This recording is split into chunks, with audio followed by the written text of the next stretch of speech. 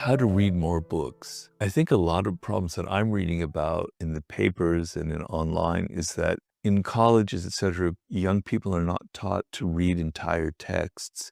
They're given passages, citations, chapters, but they're not reading the whole thing because it's so difficult to get through an entire text.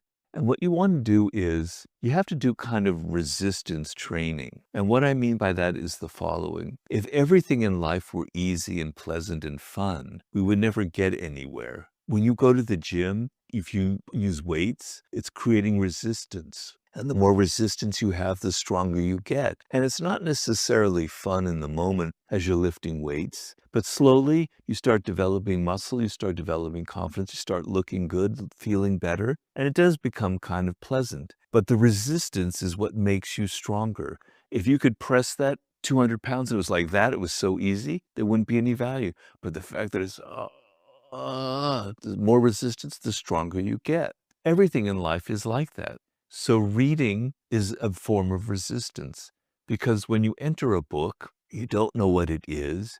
You don't know exactly how much fun, how entertaining it will be. There's an element of boredom. I can even say that about my own books. There are passages I find that are probably a little bit boring and slow. But you want that. You want the slowness. You want the boredom. You want things that don't interest you. And you want to push through and you want to read the entire book.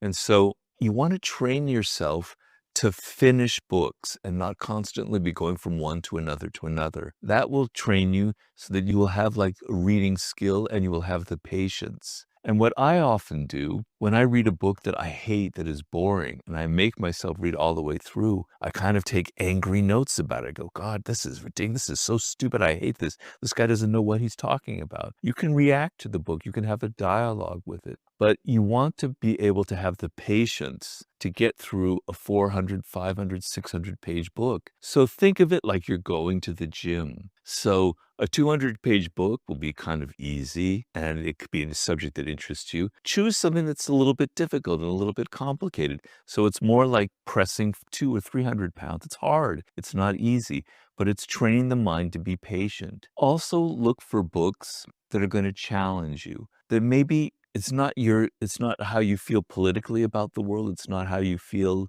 spiritually about the world. It's something that's a little bit outside what you would normally encounter. It's not something that other people, that your friends talk about. So you're challenging yourself with content that is difficult or that is not what you normally believe in or not from the circle of friends and influencers that you normally pay attention to. That's also resistance. It's training you to open your mind to different ways of thinking. I often, when I write a book, I deliberately read a book that completely contradicts what I'm saying so that I can open my mind to other ways of thinking. The main thing is to always finish books and don't just choose things that you think are entertaining and fun because that's going to make you lazy and it's going to make you weak and it's make you always look for things that are entertaining, fun, and distracting, right? You want things that are going to challenge you constantly. All right. And the longer the book, the better. I mean, take one of Robert Caro's books about LBJ. They're about 800. They're over I think some of them are over 1,000 pages long.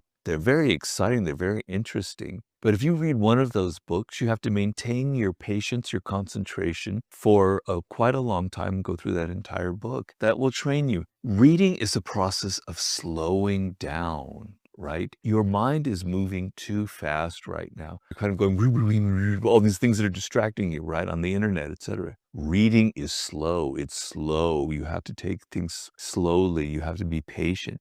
You have to go page by page. You have to absorb ideas. Please, I beg you to train your mind like you train your body to go through something that's a little more difficult, a little more challenging, that's going to take some time for you.